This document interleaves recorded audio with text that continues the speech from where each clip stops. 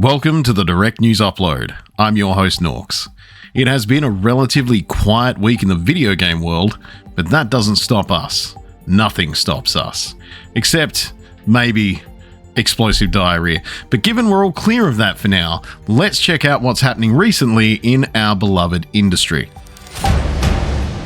Reviews for the Super Mario Bros. Movie have started pouring in, and they're surprisingly mixed. We say that's surprising because, let's face it, video games so far have struggled to make for good movies. With a 48% score on aggregate website Rotten Tomatoes, it's worth noting that the only reviews being counted towards the score are from critics. The same critics whose reviews resulted in Moonfall getting a mere 35% on the tomato meter. Our point? Critics can often get it wrong. Moonfall is a fucking masterpiece and we'll hear no argument to the contrary. It would appear critics who don't like the film argue that it lacks plot. No shit. It's based on a game series that literally has, sometimes, a paper-thin plot. But maybe that's the point. There is something to be said for simplicity. Those that like the film say it's full of fan service, Easter eggs, and an impressively animated family movie. Sometimes that's all you need. Not every movie needs to be an Oscar contender. Ark Survival Evolved developer Studio Wildcard have just put on a masterclass in how to annoy and potentially lose your entire player base. Ark, an open-world survival crafting game, has been in a bit of a pickle lately, plagued with a multitude of server issues and content delays. Among those delays is Ark 2, starring Vin Diesel for some reason, which has been pushed back to the end of 2024. Given it was meant to be out this year, that's a huge kick in the balls to anyone looking forward to building a forever home with Vin. He is all about family after all. To tide players over though, Wildcard announced that a new Unreal Engine 5 version of the game called Ark Survival Ascended will be available in August.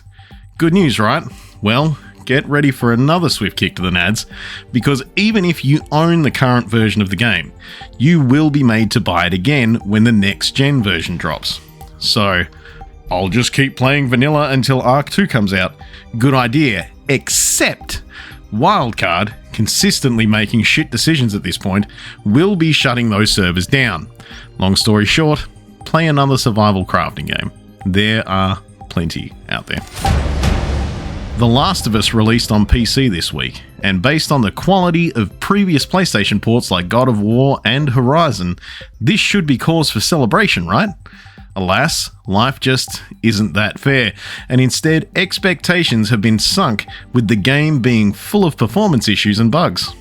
Examples include reports of widespread freezes, crashes to desktop, low frame rates, and strange mouse aiming stutters. Developer Naughty Dog addressed the initial wave of feedback by releasing the following tweet. The Last of Us Part 1 PC players, we've heard your concerns, and our team is actively investigating multiple issues you've reported. We will continue to update you, but our team is prioritizing updates and will address issues in upcoming patches. A week later, they offered up further details saying, The Last of Us Part 1 PC players, we know some of you have not experienced the Naughty Dog quality you expect. Our team is working hard to resolve issues currently preventing some of you from experiencing the game, to ensure it reaches the quality level you expect and deserve. Hopefully Naughty Dog can stay true to the word so everyone can enjoy the amazing experience that is The Last of Us. PlayStation have set a high bar for PC ports. Let's hope that this is merely a blip on the radar. CD Projekt Red revealed its full 2022 earnings report earlier this week via IGN, which showed total revenue for Cyberpunk 2077 actually grew 18% year over year. This kind of growth is rare for any game, but is especially surprising for 2077, given its spotty development timeline and poor launch. But credit where credit is due, CDPR have worked hard to redeem themselves. Huge efforts were made to save the game, and with patch 1.5, it appears they managed to pull it off. Version 1.5 added new features and content, streamlined systems, overhauled a host of bugs, and addressed a myriad of performance issues and other problems. A graph in CDPR's earnings presentation showed an inflection point after the update was released where negative user reviews on Steam steadily declined while positive ones skyrocketed. There's also no doubt that Projekt Red's super popular Netflix adaptation, Cyberpunk Edgerunners, also helped achieve positive outcomes for the company in 2022, with positive reviews coming from viewers and critics alike. And yet, with a massive 2022, 2023 could prove just as big with the long-awaited release of paid DLC expansion Phantom Liberty. It'll star Idris Elba, add new storylines, and areas of the map to explore. If it's anything like The Witcher 3's Heart of Stone or Blood and Wine expansions, it will end up feeling like a complete game unto itself. No complaints here. Power to you, CDPR. E3 is dead. Again. No real surprise here, but with the number of developers and publishers pulling out and instead opting to host their own showcases, it was only a matter of time. Perhaps the timeline was accelerated by COVID-19, but it was fairly obvious to anyone paying attention that the trade show's days were numbered. We're betting that it won't return, but that's yet to be confirmed by organisers. Whilst E3 was a fun time to watch online and was no doubt even more fun for fans who attended in person, we're big fans of the internet replacing real human interaction, so consider us on board with making the change permanent. Before moving on to streamer news, which we all know you're super pumped for, let's quickly talk about another movie release. Not strictly video game related, it's still a big win for nerds everywhere. Dungeons & Dragons: Honor Among Thieves released at the end of March and spent its first week dominating the box office. General consensus is that the film is better than it has any right to be.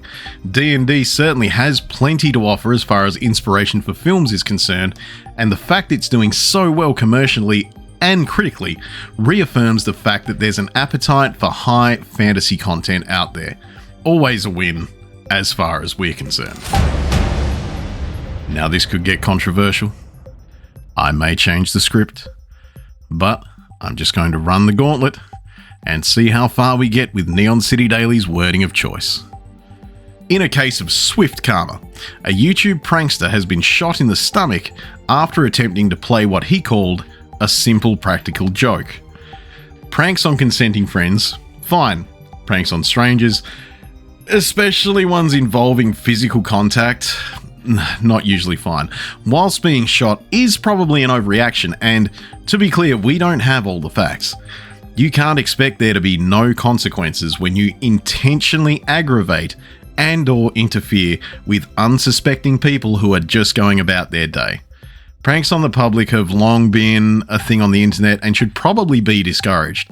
Sure, there are more innocent ones like haha, I just pretended to drop a fart in front of you on an escalator. They're generally more acceptable, but still, in an ever increasingly paranoid world, you fuck around, you kind of need to be ready to find out. Just like this kid. Don't know who he is. Google it if you want. We don't want to give him any more views by identifying him. Moral of the story is mostly just don't be a dick. What you find funny, chances are you'll eventually come across someone who doesn't, and you may unexpectedly turn out to be the butt of your own joke. Exercise some creativity, and please do something more useful with your platform. KSI, the UK's biggest streamer, said some dumb shit. Shocker, right? The British rapper and streamer, real name Olahide William Olatunji, that might be correct, says he will be taking a break from social media as a result of the incident. What did he do? He used a slur during a video with his YouTube group, The Sidemen, where they were playing a countdown challenge. From his selection of letters, KSI created a 4-letter derogatory word for people of South Asian origin, specifically those from Pakistan. There's no excuse, no matter the circumstances.